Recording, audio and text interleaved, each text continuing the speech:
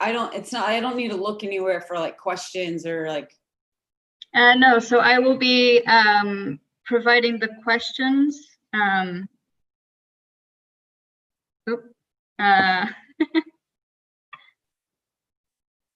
Okay. No.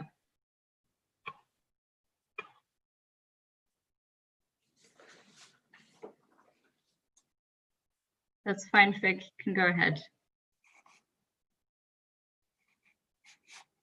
Yeah, great.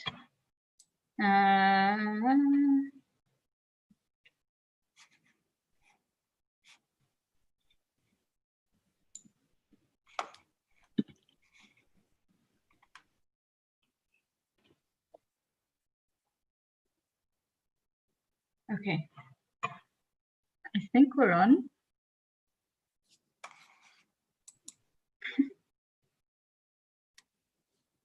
Just confirming with João.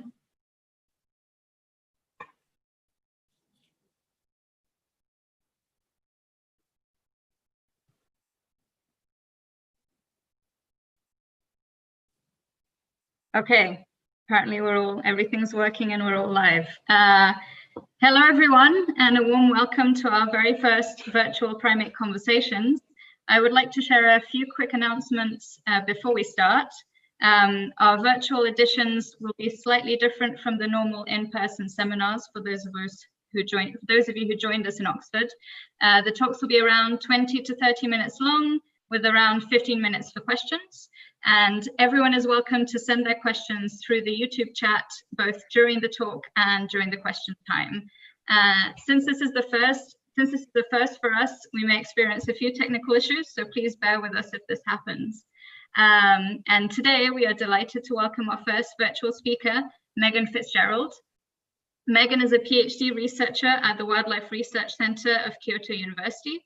She has a background in landscape ecology and geographic information systems with a focus on conservation and sustainable development.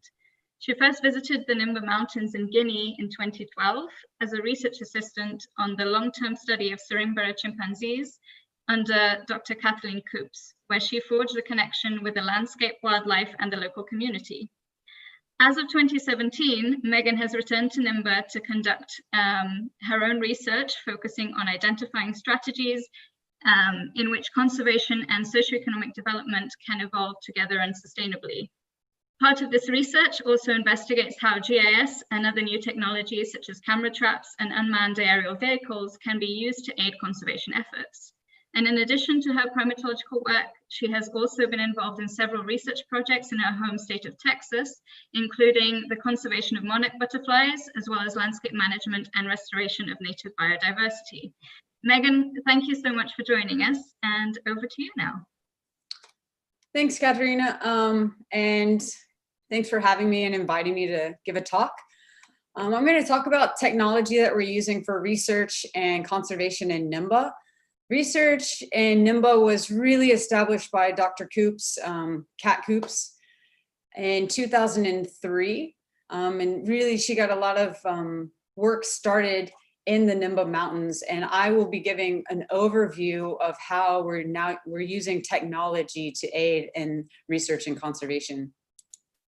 So where are the Nimba Mountains? The Nimba Mountains are in West Africa. They make up part of a World Heritage Site. They make up a core area of the Nimba Man and Biosphere Reserve. And they're located at the boundary, at the border with Cote d'Ivoire, Guinea, and Liberia. In particular, our project covers a portion of the Nimba Mountains on the Guinean side, and we refer to it as the Serinbara Study Site. And most of our team members come from Serinbara and Nio, as well as a few members from Bossou, which are the surrounding villages at the edge of the reserve. And the study area covers about 30 kilometers square. This is what it looks like from within the study area. It's quite topographically diverse. So what's special about Nimba? Well, there are a lot of things that are special about Nimba. They have many endemic species such as the Nimba otter shrew, the Nimba toad, and they're home to at least 9 species of primates. including Western chimpanzees. It's considered an exceptionally important priority area for chimpanzee conservation, in addition to being a very important location for countless ecosystem services in southeastern Guinea. So Western chimpanzees are one of 4 subspecies of chimpanzees, and they're the only subspecies that's listed as critically endangered. And the Nimba Mountains are a stronghold for the Western chimpanzee. So what is the goal of our project? Why are we there? Why are we in Nimba? Our project aims for there to be a community-led research and conservation effort in Nimba. This means we're trying to pair scientific research with community engagement and conservation practitioners. And so that's what our framework looks like. And hopefully we can create this sustainable research and conservation project and effort in Nimba. And I will get back to this and how technology can help achieve this. But first, what does it look like to do research in Nimba? And I think maybe there are a few people watching that have done their own research on chimpanzees, or they've seen documentaries or things like that on what it looks like to do chimpanzee research. But a lot of times I get questions on how much do we actually rely on technology? Don't we follow chimpanzee every day? Can't we get all that information from just following chimpanzees? And actually in Nimba, it's quite the opposite. And to demonstrate that, I'll present an example from a site that's only 6 kilometers away as the bird flies, Bossou. And Bossou is quite famous. It has a chimpanzee community that lives in close proximity to humans.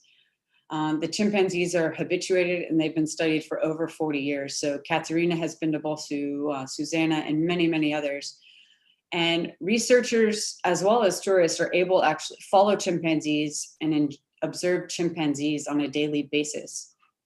They have a unique and extensive behavioral repertoire, from nut cracking to pestle pounding to crop raiding. So here's JJ, the alpha male. JJ had just stolen that maize from the top of that grass hut. And it's something we just witnessed and we followed when we were following the chimpanzees. So the ability to directly observe chimpanzees in Bossou has led to some of those amazing insights into chimpanzee behavior and as well as human evolution. And it's quite easy to obtain such information since you can follow the chimpanzees and observe them directly. On the other hand, studying chimpanzees in Nimba, which is shown here in the background, that mountain range in the background, is quite different. The chimpanzees are mostly unhabituated, although habituation levels have increased significantly since 2003, and some chimps can be considered semi-habituated. The terrain makes it extremely difficult to habituate, and it makes it difficult to find and follow chimpanzees.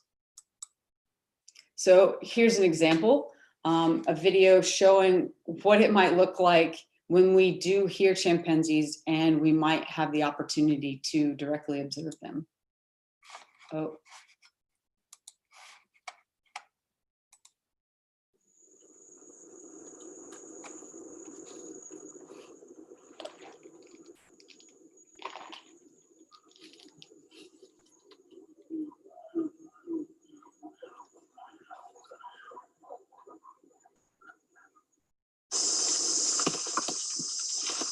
So yeah, we were just walking, doing some of our daily surveys and monitoring when we heard the chimpanzees, and we took off in that direction.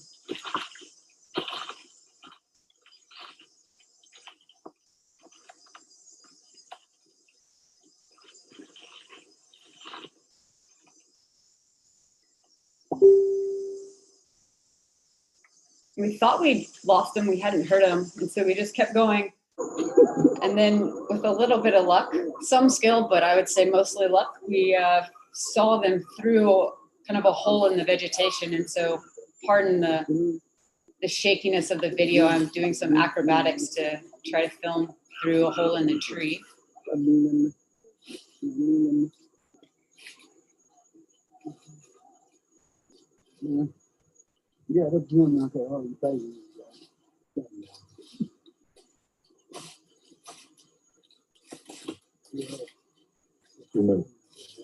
Okay.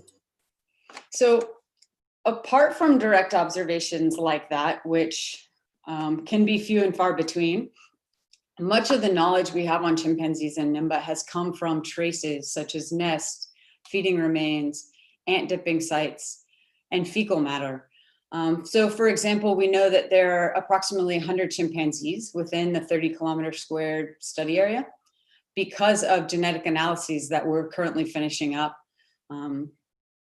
But right, like I said, these traces can only get us so far. And so how do we keep moving forward and learn more about chimpanzees and continue progressing in our scientific research when those direct observations can be few and far between and traces only tell us so much? So that's where technology comes in. So some of the technology that we've implemented in Nimba for the scientific research are camera traps. Camera traps were first introduced by Cat Coops in 2007. And then we established a network of cameras and started filming more consistently between 2011 and 2014. Here's some footage from 2012 that we obtained.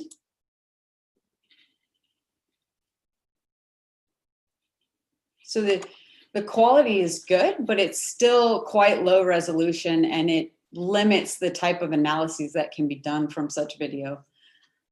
Yet, even so, we've been able to get valuable information from those, such as crab fishing. We discovered that chimpanzees and Nimba do crab fishing, as well as we've gained insights into party size and composition. So jump forward to 2019, as Kat alluded to, as we started reestablishing research after a long break due to Ebola. We turned to camera traps again, and we had these newer camera traps with HD and 4K recording quality, which opens up the possibility for even more detailed analyses that we hope to be able to start compiling, like a portfolio of chimpanzee IDs, and hopefully developments in machine learning can also assist with this. So here's some footage from 2019.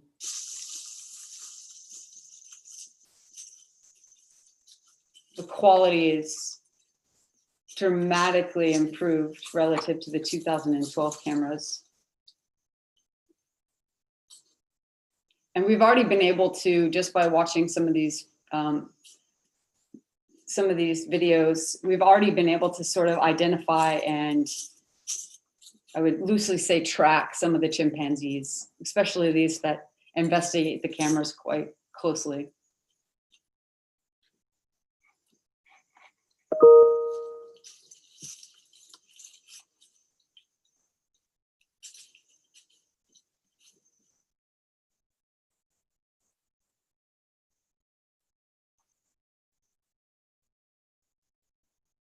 And these new cameras, they have a further distance at which you can view. So we can even see chimpanzees, 10 meters, 15 meters back playing.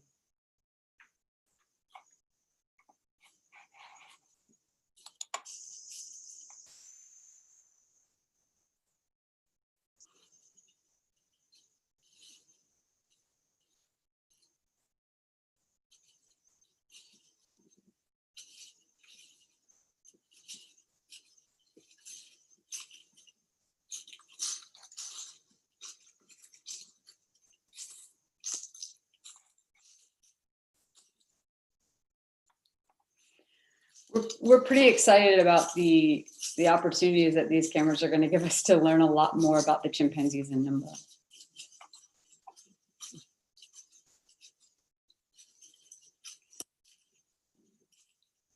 Right, so that's a newborn chimpanzee right there. So like I kind of mentioned that the research was halted between 2014 and 2017 due to the Ebola outbreak. But as we began to reestablish the research 2017, 2018, we implemented camera trap methods again. This time we created an even larger network of cameras to cover more area. And we started really building up local research capacity. So for instance, I taught the camera trapping methods to everyone on our research team, enabling them to be able to set up, check, fix, and take down the cameras if needed, regardless of whether or not I, myself, or Kat was present in the field.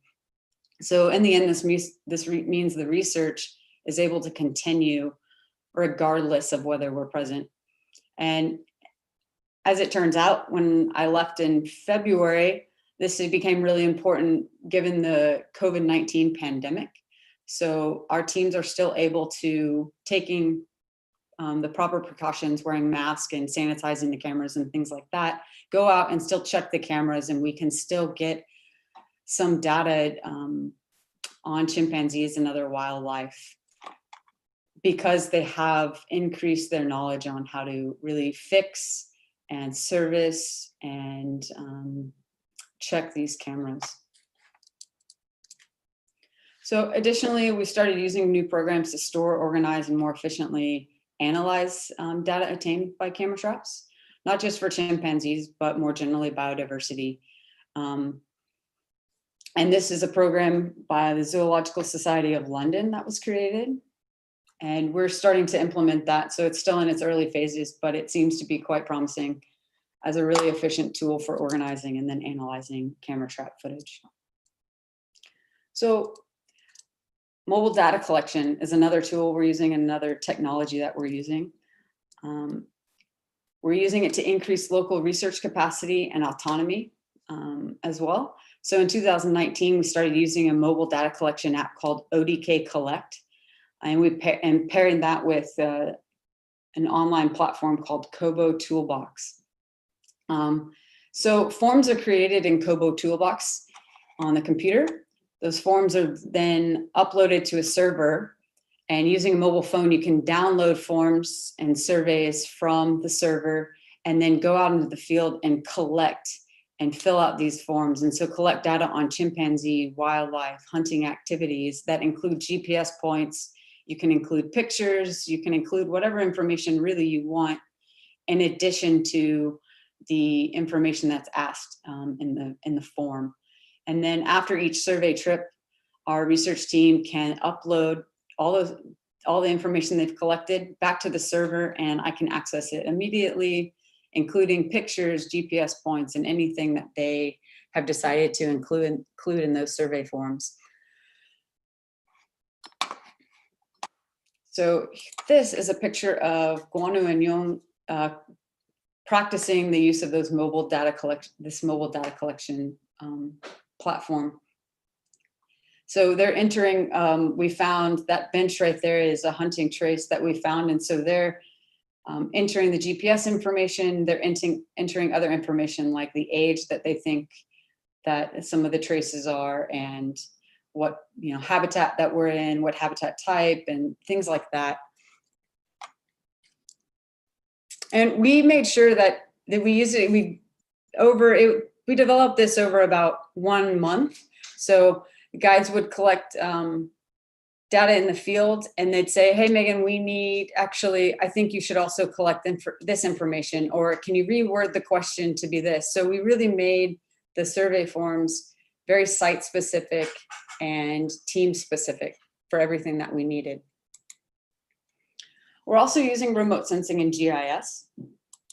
So a couple of the ways that we're using remote sensing in GIS is to look at larger scale, to get a bigger, different idea, not just on the ground what the chimpanzees are doing or gaining information that way, but to look at, on the grander scheme of things, what does the Nimba look like in that larger picture? And so, for instance, we did a habitat suitability study that combined data on the presence of chimpanzees. So those traces we're talking about, the nests, the fecal matter, feeding remains, and direct observations. And we combined that with information obtained from satellite imagery to identify areas within this larger landscape that are suitable for chimpanzees. So darker, hotter colors such as red and yellow and orange mean that those areas are more suitable for chimpanzees. Additionally, we have recently looked at landscape changes across southeastern Guinea using satellite imagery. So here's just a portion of that study. It's showing the same extent that you saw previously in that habitat suitability model. This map shows the percent of tree cover in the year 2000. So each pixel is colored based on the percentage of tree cover within it. And this is from 2000. So we're using 2000 as a baseline year. And then we analyze satellite imagery over an 18-year period to determine how much tree cover has been lost since that baseline year 2000. And this is what we found. Yeah, all of that purple is tree cover loss that was identified over 18-year period. And so this region has seen a loss of approximately 93 kilometers square. So of the 560 kilometers square that you see shown here on this map, over 16% of it has seen tree cover loss. And then approximately 26% of that total loss has occurred within the reserve or within 1 kilometer of the reserve. So we're hoping to use this information to show that despite there being a protected area and we have these boundaries that delineate so that the Nimba Mountains are internationally and nationally, that they are protected, that you are still seeing changes that happen on the border of the reserve, even sometimes in the reserve and adjacent to the reserve that can impact the reserve itself. So we've also started implementing the use of drones. Up until now, it's mostly been a teaching tool and a way to engage with community members, but we've done some preliminary small-scale mapping, some nest searches, and some aerial photography of areas that we found that were illegally farmed and burned. So this, I'll let it play, is a video of Sarimbar, that village adjacent to our research site where many of our research team members live. On this occasion, we were just doing an exercise and flying the drone. And there were a group of people from Sarimbar who took a lot of interest in our exercise and started to participate. And actually it became almost a little mini exercise in sort of community mapping and gaining actually some information on how it has changed. So as we flew the drone above Sarimbar, we had people pointing out that this is where their house used to be, or this is where their banana plantation used to be, but now it's this type of plantation, or, oh, so-and-so started constructing a new house here. So it was a really, I think, a cool opportunity to engage with community members over technology. So this, I won't let this run for too much longer, but that is kind of an overview of how we're using technology in Nimba to better understand chimpanzees as well as other wildlife. And I'm going to go back and show, kind of explain how we feel that technology fits into this larger project goals and that framework that I showed before.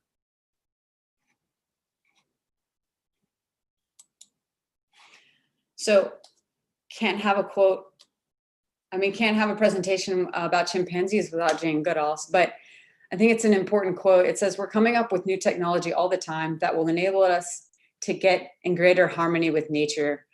So essentially this quote kind of just says technology enables us to better achieve conservation goals, which I think is a harmony with nature. So back to that circle, that coin. Our aim is to increase scientific research and engage with community members and help build capacity on the ground for conservation practitioners. So technology is included in all aspects of those goals and those aims. And I'll leave with this. I'm very conscious of the fact that you can't do it alone. It's teamwork. When you do it alone, you run the risk that when you are no longer there, nobody else will do it. And that's Wangari Maathai, who is a Nobel laureate, was passed away. But it's a good quote that talks about that conservation and even scientific research is team oriented, and without those team aspects, it's not possible. And you can't just rely on one person or one entity, because when that entity is gone, everything else is gone with it, if you haven't established a more holistic approach. So this is just a picture of myself and a portion of the team. It's not everybody, but we went to this one of the summits in Nimba over Christmas this past year and had a good time. And so from all of us, thank you for listening. And here are all the people that I can thank, and probably not entirely inclusive. Also put a little plug in here at the very end that over the past few weeks, Dr. Coops and I have done a fundraiser to raise money to fabricate masks in Bossou and distribute them to the community members. So in Bossou, Serimbara, and Nyo, the 3 villages that are in closest proximity to our research site. And so far we've made about 1,500 masks.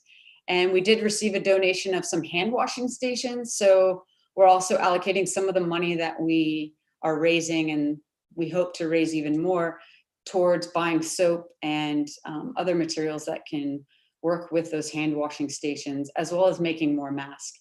And so if you are interested in learning more about that fundraiser, that campaign, you can go to this link.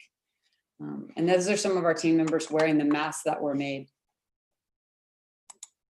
So you can also find more information about Nimba and see more videos from camera traps, from drones at this YouTube link. And then here's a list of a lot of papers that can give you a little bit more information of what we know so far about the Nimba chimpanzees. And that's it.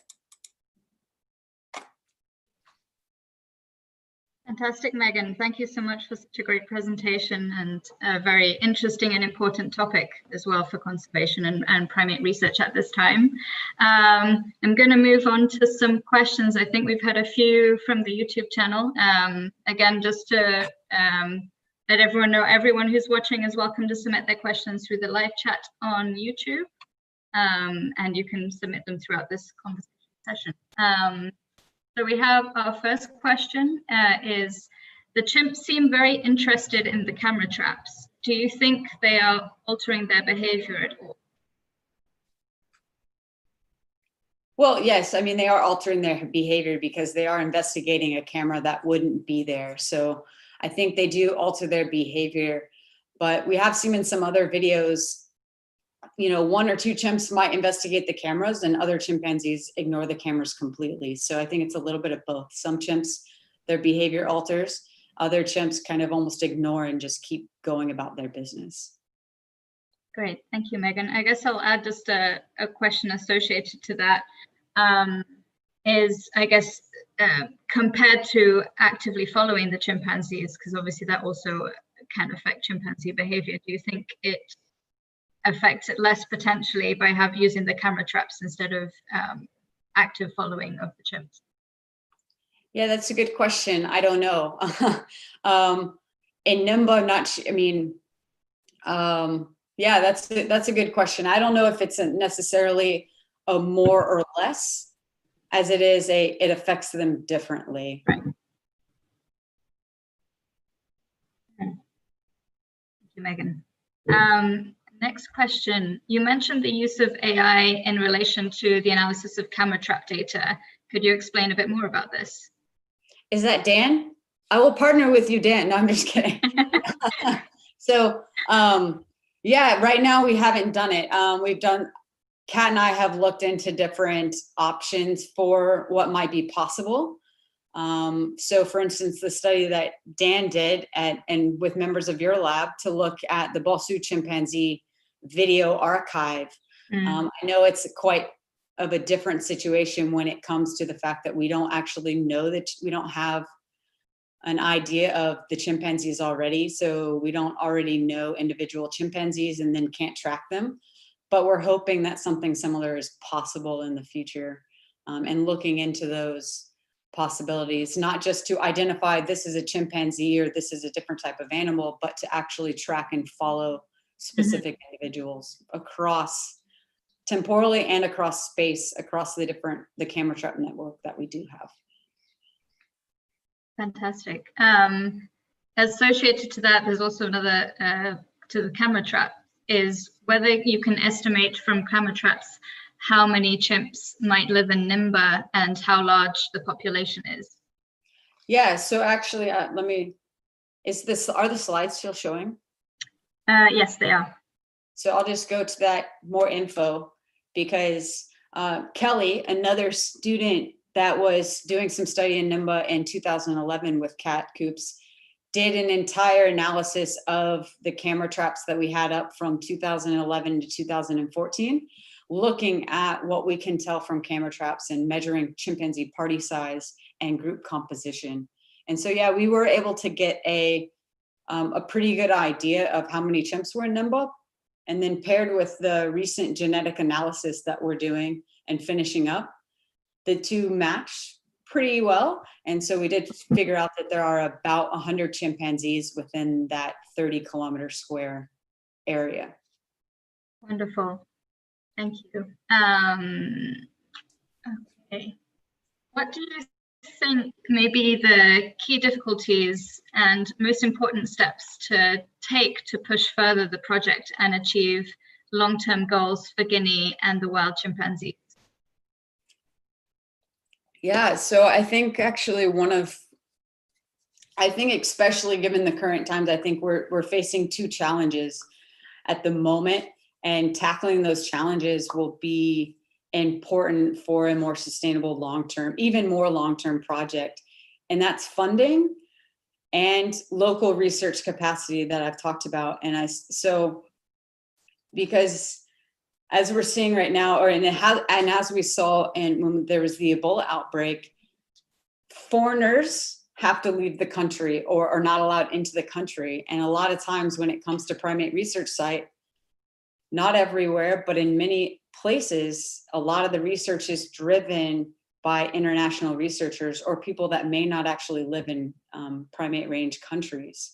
And so building up that capacity in primate range countries is really important for any sort of long-term, and I think ethically and morally it's also the right thing to do. But and then funding, I think finding longer term sources of funding so that you can have a project that isn't worried about where it's going to get its funding source every year or every 2 years, right? But finding those larger sources of funding is also a difficult challenge.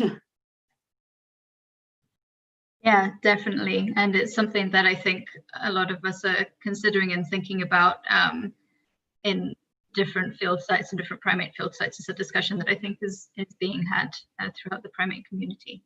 Yeah.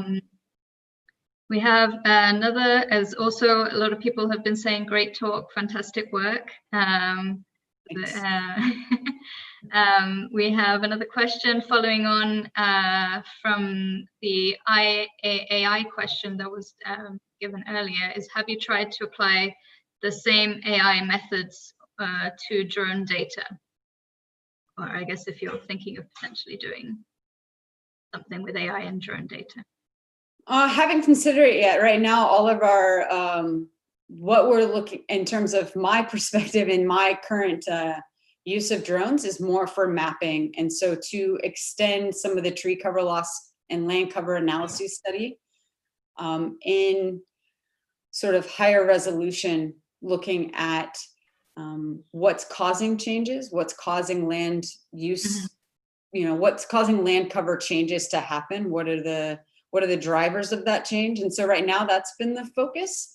But yeah, potentially down the line, if that's a way. I mean, it's not like we can observe, we don't use the drones to do any sort of observation of chimpanzees or anything along those lines. But I do think that there's other possibilities, like when it comes to searching for nests potentially, or other methods that AI could be useful. Right. I guess associated to the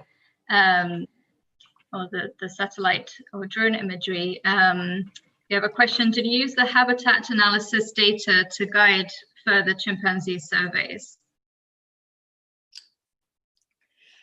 Yes and no, a little bit. It actually ended up being a study that kind of affirmed what we had been finding on the ground anyway. So it was more of an affirmation of things we suspected or things we already knew. But I think one of the things that was really, I could go back to that really quick, but yeah, we did also then, I know when I was there, when we were there I was there in 2017, 2018, I did, while we were in the field, go, we know that this from satellite imagery looks like it could be really suitable. So we did end up going to some areas that we had never been before, based on just some of that knowledge from that study. But it was really more of it turned out to be more of just an affirmation of what we sort of knew from anecdotal evidence, right? As well as those traces and some of those previous studies. Yeah, great, Megan. I also have, I guess, a question related to that, is whether you talked a bit about assessing habitat sustainability. I'm assuming that you use some NDVI imagery for this. I just wondered if you could explain more sort of how you assessed what would be considered high and low, I guess, based on those that information. Yeah, so it was a combination of layers. So we had basically it was essentially GPS points of where we had seen traces of chimpanzees or where we had actually seen chimpanzees. And that was kind of one pile of information. And then on the other side, we had a lot of information. So elevation, calculated NDVI, did some other indices, these tassel cap indices that look at brightness and look at some other aspects that can be of the terrain. We looked at what were some of the other factors? We tried to look at habitat type, but that was a little bit higher resolution information than we could grab from Landsat satellite imagery. But you then stack all of those layers: elevation, NDVI, brightness, aspect. So whether a spot in the whether terrain faces north, south, east, west, because that kind of also determines what type of vegetation will grow because of the sunlight. And so you stack those layers on top of each other, and then you put the information we do have about the presence of chimpanzees, and you kind of overlay all of those to get to the number of, is something suitable or not suitable for chimpanzees.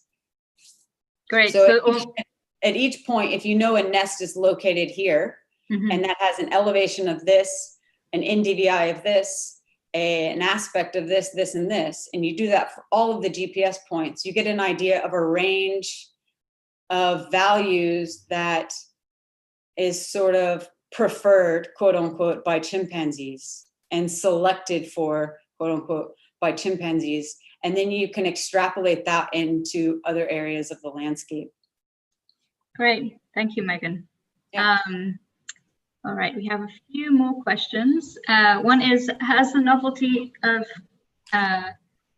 camera traps worn off now that they have been there for several years? No, because I was just as excited when we set up these new HD cameras. It seemed like you just essentially got an up close and personal look at chimpanzees, and it was almost like being able to follow chimpanzees. So it was like almost entirely new when we put these new cameras up that had such higher quality videos. So personally, whether I'm a, kind of a dork or not, the novelty hasn't worn off for me. Great. Connected to the drone footage, beyond producing stunning images, how does drone footage data fit with other types of spatial analysis you're working on? I suppose you sort of talked a little bit with the NDVI and primate presence correlation, but also what type of questions can you address with the help of drones? Yeah, so for instance, for that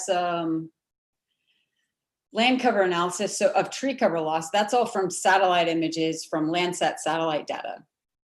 it's good, but it's pretty low, I mean, relatively low resolution. If we wanted to actually get at these sort of more small scale changes that are happening in the landscape, a drone can be really important for that. Or in Nimba and in that region, you have 9 months of rainy season. So despite there being available many images per year from satellites, only 1 or 2, maybe 3, if we're lucky, actually is good enough for analyses because of cloud cover and all of that. So drones allow us to basically fly under the clouds and still be able to collect similar information to a satellite, yet not be as constrained by those weather and seasonal components. Yeah. So hopefully that's the next step at the moment. Hopefully we will sort of expand how we can use drones and what information we can gather, but that's what we're working on at the moment, is to use it to expand upon the land cover analysis and that tree cover loss, looking at drivers of change and how the landscape's changing. Great. I think we have 2 more questions. First one is most of the deforestation the result of the villagers clearing the forest for agriculture and fuel? Are there alternatives for them to make a living? Yeah, so a lot of the changes, I would say, and any sort of, I wouldn't call it deforestation, it's tree cover loss, because defining what is actually a forest is a bit difficult and can be a bit arbitrary. But we're talking about tree cover loss, I would say that most of it, and we're still working on the analysis of what's actually driving the change, but at the moment it looks like most of it is sort of agricultural changes that are happening. And so that's small scale farming, which includes palm oil, which, you know, and none of these are these aren't large scale consumer industry sorts of farming. They are very small scale. And it's mostly due to the type of agriculture that's happening is slash and burn, which means that a plot of land is good the year that right after you've cut down the trees and you've planted. It's very good because the topsoil is very rich in nutrients after it's been burned.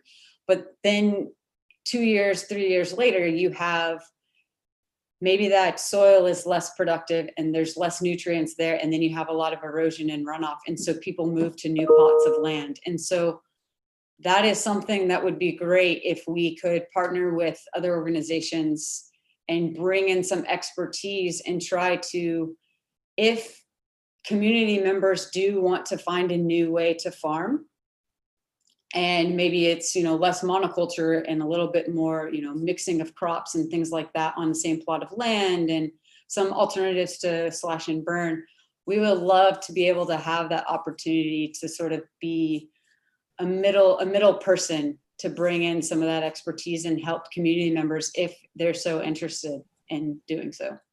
I don't have that expertise. I don't, you know, I grew up in Texas, but I did little to zero farming of my own, unless it was basil. So I don't have that expertise to be able to say, hey, maybe we start trying this, but hopefully we can partner with people that do have that expertise. Great, fantastic, Maegan. I have 2 more questions actually. So what significant actions, I guess correlated with the last question, are government taking, and what should they do to conserve chimpanzees in the country? Yeah, so across the country, I think in a lot of it historically has been a lot of creating of protected areas. So in western part of Guinea right now, there's been some, you know, news about the new sort of national protected areas that are being created. And I think what's really, a lot of what's needed is sort of those locally led conservation efforts, not just on a national level, because Guinea is quite a large country. And so that can be difficult across many different types of cultures that you find in Guinea. And a lot of it does come down to resources and funding. So there is the Eco Guard, and there is a national, there are national entities that they've put in place to, to do the protection and to do surveys and things like that. But it does come down to really implementing that, and a lot of that is funding and resources to get the people on the ground to do what they need to do and sort of to protect areas where you do have chimpanzees. And so I think that's a large part of the I don't know if it's not just, I mean, it's a problem, but it's something that it's there, it's in place. It just needs a little bit more, I think, backing and resources to really to be implemented properly for some real long-term conservation of chimpanzees and other wildlife that's found in Guinea. Yeah, thank you very much, Maegan. That was really interesting insights on that. Our last question is, what do you think about bringing tourists in a forest populated by primates? That's not the question specifies gibbons, knowing that disturbance may happen, but knowing that it's the only way to let locals know about their value.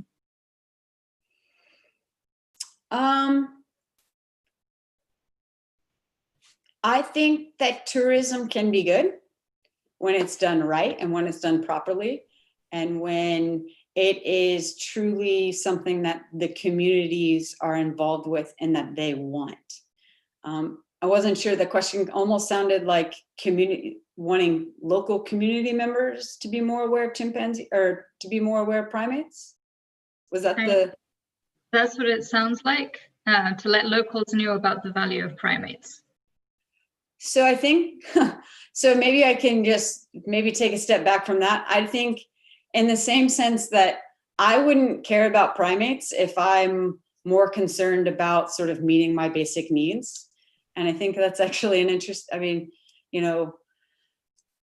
so it's Maslow's hierarchy of needs, right? Unless you have food, water, shelter, and sort of those basic physiological needs, it's really hard to really care about chimpanzees or really care about conservation from that aspect. So I think that there's a lot of sort of baseline level work that has more to do with bringing people out of poverty and making sure that people are able to live a life that's,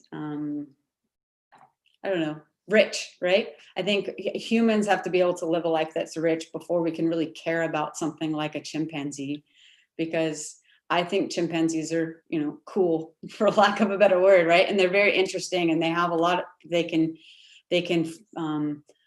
inform us of. But to really care about something other than myself or my family, I have to make sure that myself and my family are provided for in our basic needs. And so I think that that's one thing that has to be tackled before tourism can really come in and make any sort of lasting impact when it comes to conservation. And tourism can have a very, I think, deleterious impact on the environment if it's not done well. And things like implementing 7+ meters distance from chimpanzees or other wildlife is really important for zoonotic diseases. And we're talking about, currently, right? That's really important. We're all in that. We have to keep our distance from even, our neighbors and things like that. So I do think that tourism has a lot of promise when it's done properly and when it's done through community initiatives. Yeah, thank you so much, Maegan. And I would like to end now the session. Thank you again, Maegan, and everyone for joining us and for contributing so much to the discussion. We have, turn off the screen. We have 2 more sessions lined up over the next 2 weeks. They will be held at the same time on Tuesdays at 4 p.m. So if you enjoyed the session, please stay tuned. And thanks again, everyone, and see you next week.